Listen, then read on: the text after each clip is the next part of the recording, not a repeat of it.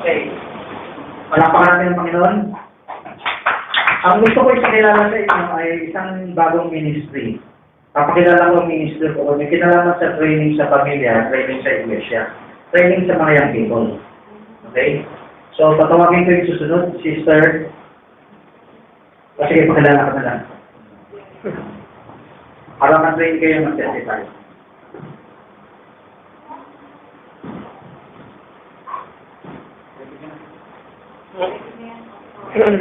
Pwede na matulog.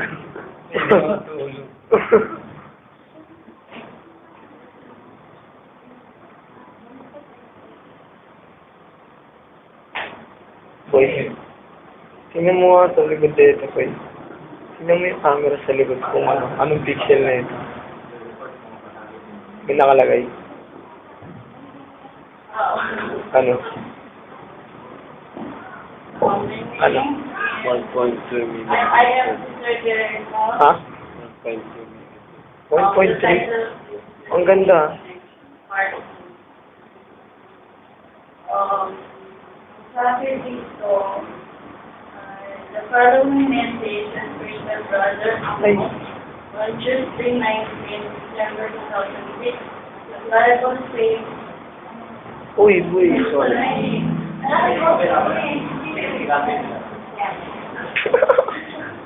Wow. The following message is preached by Brother Amos on Tuesday 19 December 2006. The Bible says the Bernadette Church that was my name. We thank God for the hour we are living in, and for our portion and Christ vision. That is the greatest portion to be in, so we thank God for His favor towards us at this time. We are not following fables, we are following a life, a revelation, the revelation of our Lord and Savior Jesus the Christ. As it is revealed in the Scriptures, let us bow our heads in prayer, Father Amos pray. I want to bring my message to a close this evening. The message that starts on Sunday. The Jewish connection. We are a people that are following a life. It is the light of the Scripture. We are a people that are following the revelation of Jesus Christ. As revealed in the Scriptures, and God is bringing the bride to a place of closer relationship with Himself. An intimate relationship by the revelation of Jesus Christ He has given to us. And surely tonight, by faith, we can stand where Moses stood, because he stood before the Lord, and God revealed Himself to him. And that is precisely where God is bringing His people. He is bringing them into an intimate relationship with Himself, as He unveils Himself to His people through His Son, Jesus Christ, whom we behold in the mirror of His word. And that is why I would like to turn the song we just sang aloud and sing. Crying holy unto the Lord, crying holy unto the Lord. If I would, I surely could stand on the rock for most.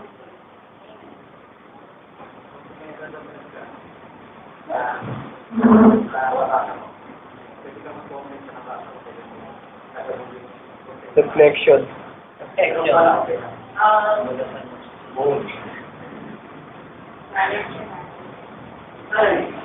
Sabi dito,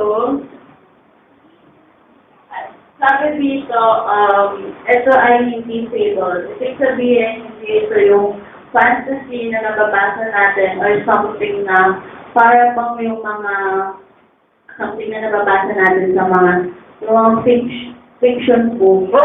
Ibig sabihin, ito ay isang non-fiction book na nangyayari sa totoong buhay na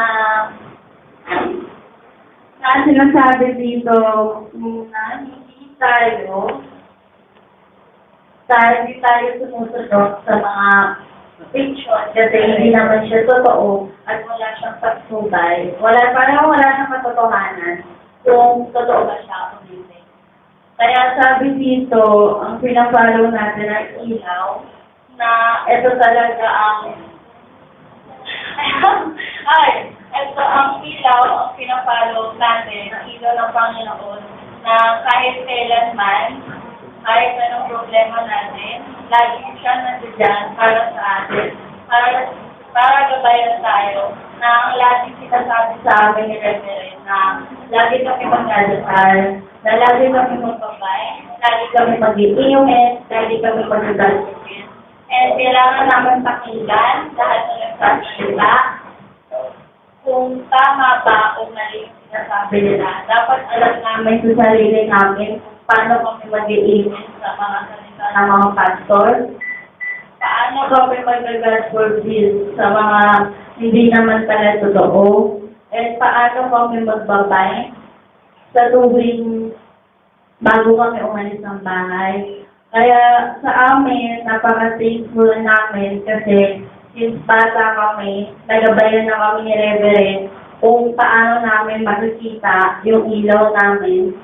And being as the salt and the light of our nation, kailangan natin silang gabayan at kailangan natin ipakita sa kanila kung ano yung tamang daan at dapat hindi natin sila nililigaw kasi porket makatulong tayo pa yung parang nakasira sa kanila. So, kailangan natin maging ilaw at asin sa ibang tao. Especially kami na alam naman namin na maraming pressure kasi dahil kami sa isang napakalaking church na napakalaki ng tiwala sa amin. So, we need to balance kailangan namin i-balance yung ugali namin. Kailangan namin ipakita sa tao na tama yung ginagawa namin. Na kami talaga yung magiging ilaw at asin nila para sa kanila. Yung hindi namin sila ipapahamak. Na lagi na sinasabi sa amin ni Daddy na kailangan namin matutong rumispeto sa ibang tao. Kasi kahit na hindi kami lumalabas sa bahay, yun pa rin yung lagi yung sinasabi sa amin. Na kahit kailan na kahit ibigay na daw sa amin lahat ng material na bagay, kung hindi naman daw kami, ayun, yung sinturon, yun. Kung sa sinturon daw kami titino, yun na daw talaga yung way para sa amin, para maging matinong kami. Yun daw yung gagawin nila sa amin. So, dapat, huwag tayong maniwala sa mga haka-haka. Kasi baka sa paniniwala natin sa mga haka-haka, maligaw tayo. So, dapat magdasal tayo araw-araw para malaman natin kung ano yung mensahe ng Panginoon. Bago tayo umalis, yun nga sabi sa amin ni Reverend na we should fulfill the 6 na worship na kailangan lahat tayo ay may pulpit sa loob ng bahay na kaya na hindi magugulo ng ibang bata at sa isang lugar siya na hindi mo pwedeng bastusin na pag-isip mo ng umaga, magdadasal ka, and bago mo umalis, yun ang natutunan namin sa pinaka-mother church namin na bago kami bumaba dito, kailangan muna namin pumunta sa aming mother church at magtatanong kami kay Reverend kung tama ba ito o mali. Para walang maling informasyon na maibigay kami sa ibang tao. Yes, lang.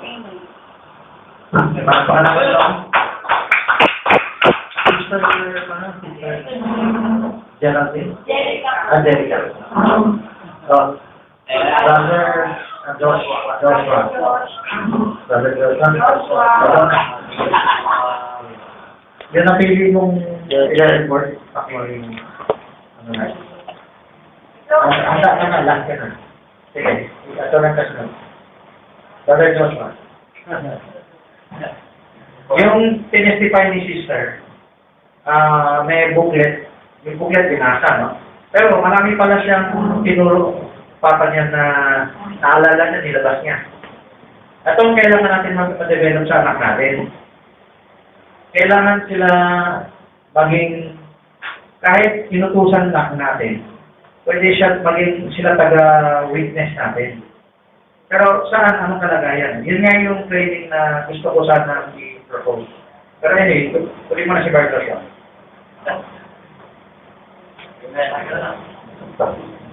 No.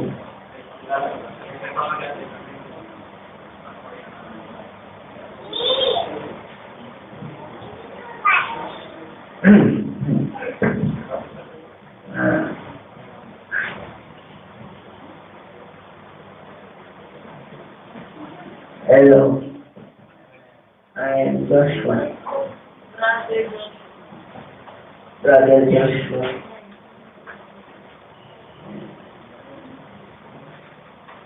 The good evidence of the Holy Spirit baptism.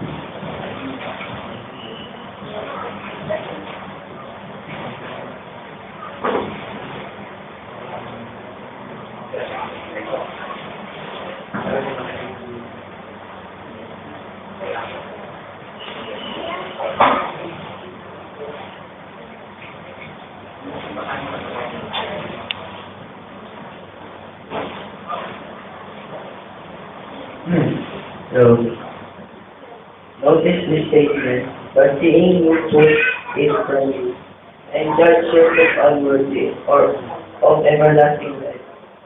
Though we turn to Gentiles, we should be clear enough to tell us that Paul was not given another gospel, by which he was to preach to the Gentiles. It is but one gospel, the gospel of our Lord Jesus Christ, as recorded in the Scriptures.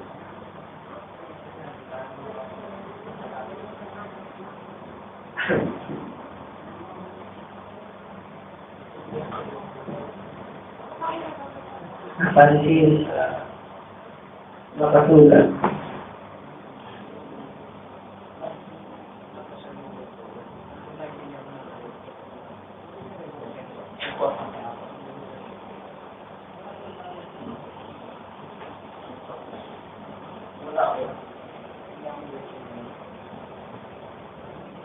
Marky.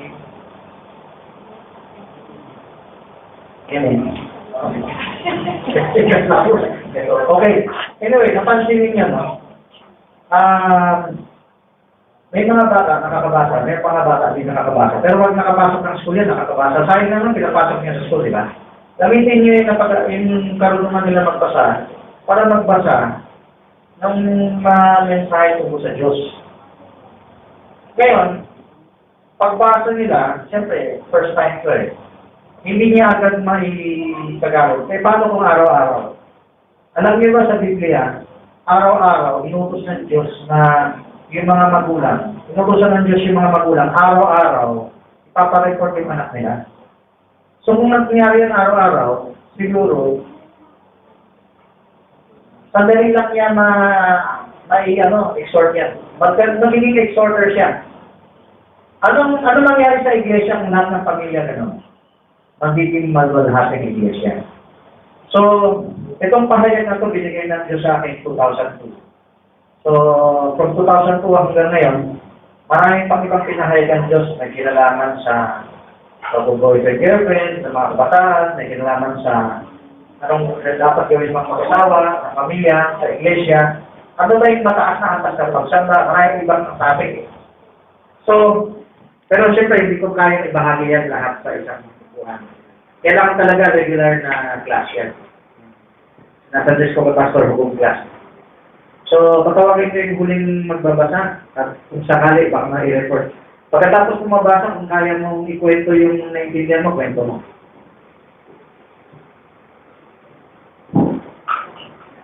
Verse 1. Anong bakit yan?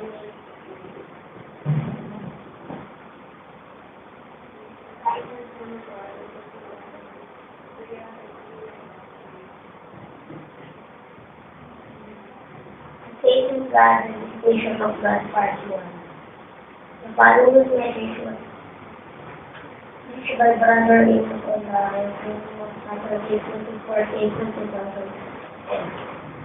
This way, during the last conversation, Brother Jackson the person being in the yes, before this sermon was preached, that following prophecy went from you when people have not take their authority. That this message that is being established shall go out to the out of this time. Praise the Lord, I have sent this message that we shall testify of God and that which is established in the mind of you.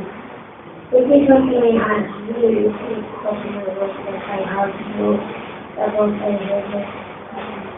have established it.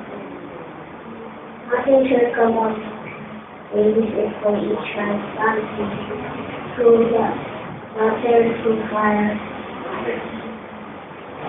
So, nalaintindihan na ba? Sige, upo ka muna.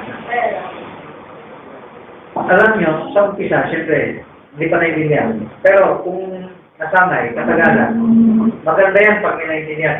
Ngayon, gusto ko i-share sa inyo, i-take note nyo yung sasabihin ko. Ang pagsamba sa Panginoon,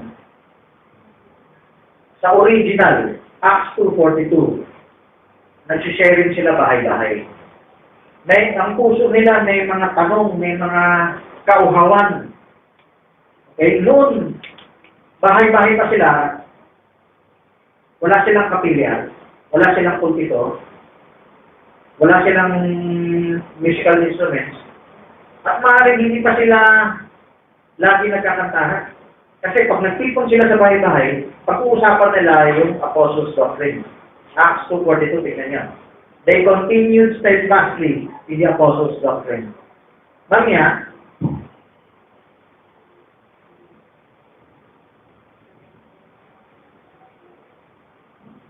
booklet po kulang yata. So, magsa-cell group tayo. Sa dulong portion, sinabi ko na ito kay Pastor, hiningi ko yung dulong portion para may turo ko paano mag-cell group na bawat siya nakakapag-share. Yung abot ko na kopya dyan, pamilya ko sa inyo lahat, kasama sa cell group. Then, may opening prayer, then bawat isa sa atin, kukuha tayo ng sasabihin. Ang purpose lang ito para may makuha tayo sasabihin. Then, i-share natin. At bawat, siyempre, yung unahin natin yung mahina. At pag nasusubukan nila mag-share, alam niyo ba yung nangyari? Bababa ang anointing ng Diyos. Ang anointing ng Diyos, bumababa sa nagpe-pray at nagpa-fasting. Pero may mga tao, dahil sa prayer fasting, na maraming milagro, pero not necessarily nasusunod nila yung kalooban ng Diyos. Ang nasusunod nila, bahagi lang para magkaroon ng kapangyarihan na supernatural. Pero, yung sakdal na kalooban, hindi. At ang pinakasakdal na kalooban ng Ama, ay bawat isa sa puso natin, ay hinahabol natin yung katotohanan sa pakikipag-sharing, pagsasaliksik. Yung tinatawag kong variant spirit. Yan yung sakdal na kalooban ng Ama. Yan ang nawawala sa ating iglesia ngayon. Yan ang nawawala sa mga kaiglesiyanan ngayon. So, kailangan mag-isip tayo. Pinakita ng Panginoon ko sa akin, 2002. Marami ang na-convert, mga pastor pa, tapos nag-baptize in Jesus' name. Siyempre, mayroong pagtitikon, joint fellowship, tatayo ako sa harap. No? Ginubulungan ako ng diablo eh. Oh, okay na ka na, okay ka na. Hindi okay. Pride. Marami tayong tao. Mas nakakatayo ako sa maraming tao. Pwede pumasok ang pride. Kaya nga, ang bulong sa akin ng diablo, relax ka na, okay ka na. Pinapakita sa akin ng Diyos, mayroong progressive ministry. Hindi kumpleto na magtimpod lang tayo tapos makikinig sa evangelista, sumisigaw, tapos na. Hindi ganun. Ang Word of God tatagos kahit makanteng oras natin. Kunwari, wala tayong gawain. Anong pinag-uusapan ng kabataan? Anong pinag-uusapan ng bawat isa? Whether matanda o bata, ang original church, pinag-uusapan nila yung they continue steadfastly in the apostles' doctrine. Bakit? Alam niyo ba, maraming pahayag ng Diyos. At ang natatouch lang natin yung kalarampot na mali ang attitude ng iba. Hindi ako interesado sa malalalim. Gusto ko lang yung mabababaw. Gusto ng Diyos na asamin natin yung malalalim kasi nandun siya sa kanyang salita. Buksan natin yung talata. Ephesians 1:17, pakilata. Ito training muna sa inyo. Although hindi naman hukom class pa to. Buksan niyo yung Bible na hawak niyo. Kung wala kayong Bible, tumingin kayo doon sa may Bible. Ito ay bahagi ng training. Tingnan nyo. Sanay tayo, walang Bible. Kailangan ibalik natin yun. Sa discipleship, Ephesians 1:17. Sa 1:17. Yung anak natin, pwede natin utusan magbuklat ng Bible. Pakita mo nga sa akin, anak. Ito, isa lang mga sa bahagi ng mga training. So, babasahin ni Pastor Dominic, sundan ninyo sumabay kayo. Ephesians chapter 1, verse 17. At hinihiling sa Diyos ng ating Panginoong Jesucristo, ang dakilang Ama na pagkalooban niya kayo ng Espiritu ng karunungan at ng tunay na pagkakilala sa Kanya. Pagkaloob sa inyong kapahayagan. Karunungan, pagkakilala, yung kapahayagan sa loob ng Bible, sa Tagalog, sa English, the revelation, the knowledge of Him. So, maraming pahayag ang Diyos. Pagpasahin ko lang sa inyo ilan sa mga paksa. Dito, number 1, merong Bible, merong God, merong tungkol kay Jesus Christ, deity of Jesus Christ. Sa second page, meron tungkol sa all of man. Sa next number, the salvation of man. Kung sa salvation of man, nandyan yung eternal security predestination. Sa dulo, may mga ordinansa ang church tungkol sa communion. May hula ang church tungkol sa may propesya siya sa huling araw. Marami. Anong ginagawa natin? Gusto ng Diyos, lahat ng oras natin, na abot natin, ay bigyan natin ng tutok sa pag-aaral. Paano? Hindi lang tayo nagbabasa ng Biblia, ino-compare natin yung mga nangangaral. Siyempre, may nangangaral na basic, mababaw, mga denomination. Meron din yung mga advanced. So, unin natin lahat yan. Ikumpara natin. Then, tignan natin sa Biblia yung mga sinabi. Pag-usapan natin sa isa't isa. Yun ang original na iglesia. Kailangan makabalik tayo doon. Pag hindi tayo nakabalik doon,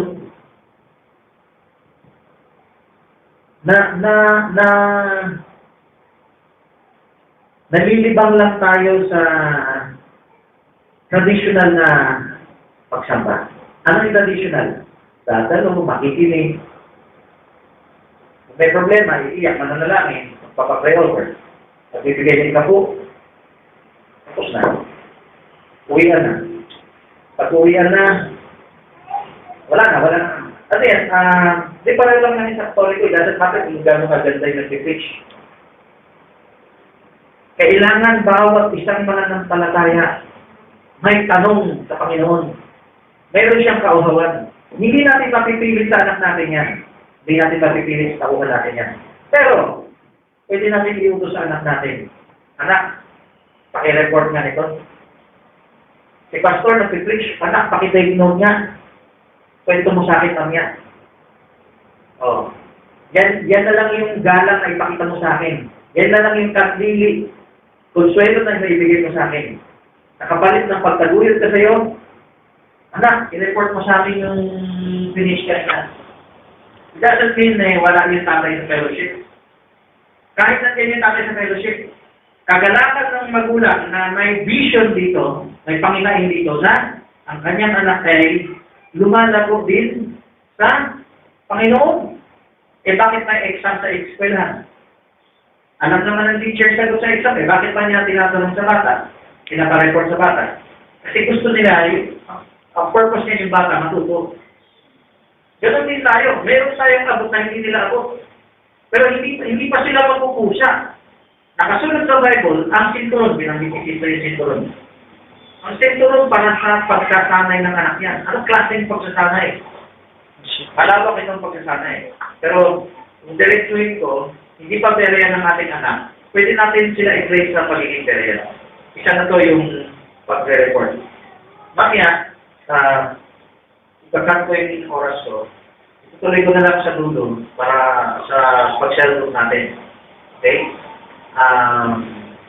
Pwede ako mag-open ng question answer. Mamaya ako meron yung tanong related dyan. Pero ngayon, meron yung tanong, wala. Okay. Pero itong dagdag ko ulit sabihin, sulat niyo. Bilang person na napagsamba sa Diyos, kailangan bawat siya sa atin may tanong. Yung tanong, parang yung anak na nagbulakbol, bumalik, nauuhaw siya sa relasyon sa kanyang tatay. Paano natin hahanapin ang relasyon natin nating Panginoon? Sa kanyang salita. At paano mo i-relate yung sarili mo sa kanyang salita? Magkaroon ka ng tanong sa kanyang mga pahayag, sa kanyang mga liwaga. So, pwede nyo subukan gumawa ng tanong.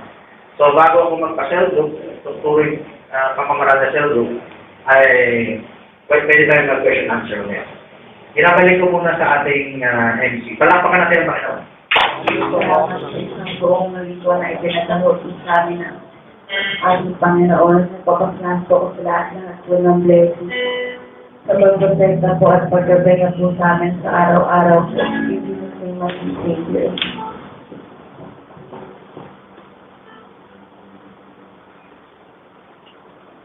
Nagpapasalamat po ako sa isang buong linggo ito na karasama ng Panginoon sa pagkabay niya po sa amin.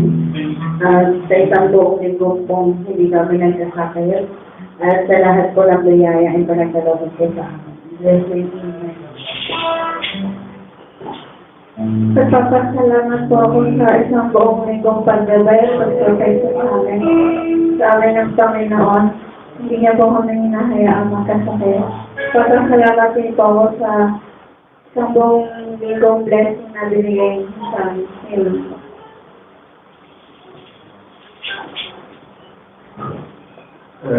Papasalamat po ako sa isang buong ito.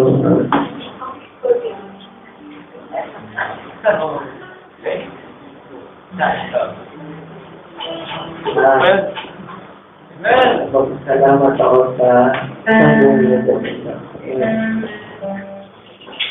Nagpasalamat po ako sa Lord ng matulungan natin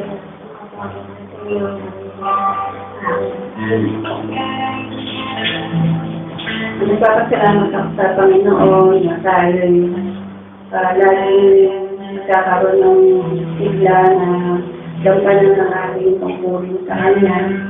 At dinadalamin ko sa Panginoon na naway lagi tayo maging kaaya-aya sa Kanyang harapan, naway lagi natin magawa at pagpurin na Kanyang ibinigay sa atin, sa bawat isa sa atin. Nagpapasalamat din ako sa lahat ng mga tao Kanyang pinapadala sa amin. Naway lagi kami maging katanggap-tanggap sa ating mga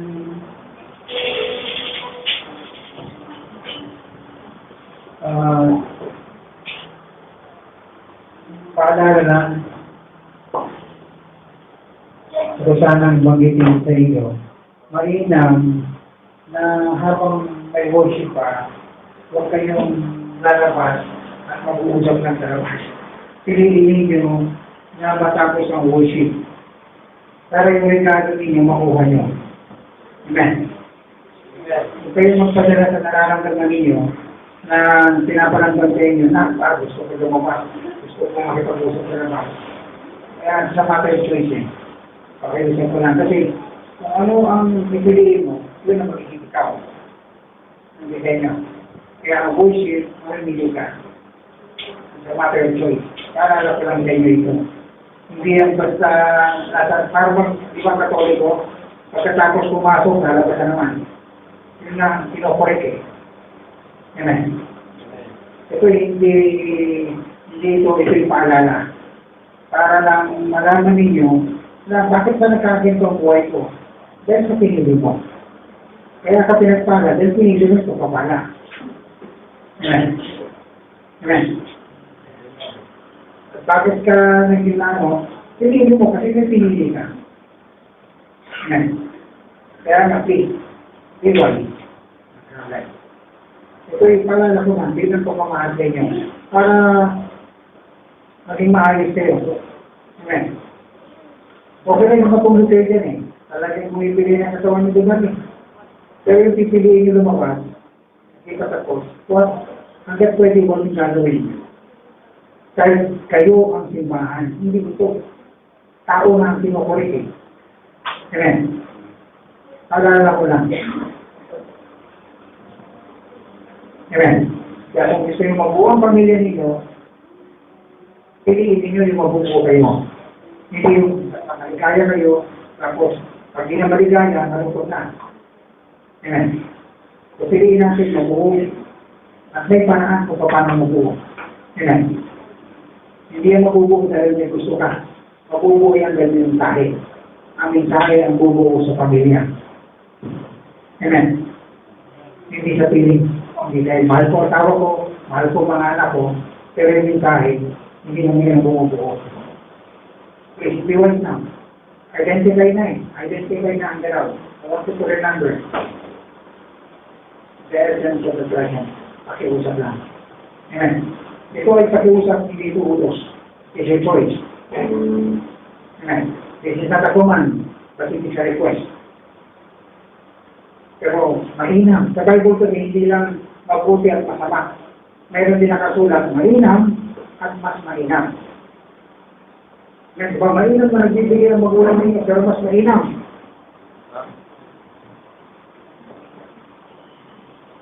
In Jesus' name. Salamat po sa sigla ng Diyos at sa inyo. Kami nandito, sana po magbigay din ang salamat at papuri. In Jesus' name.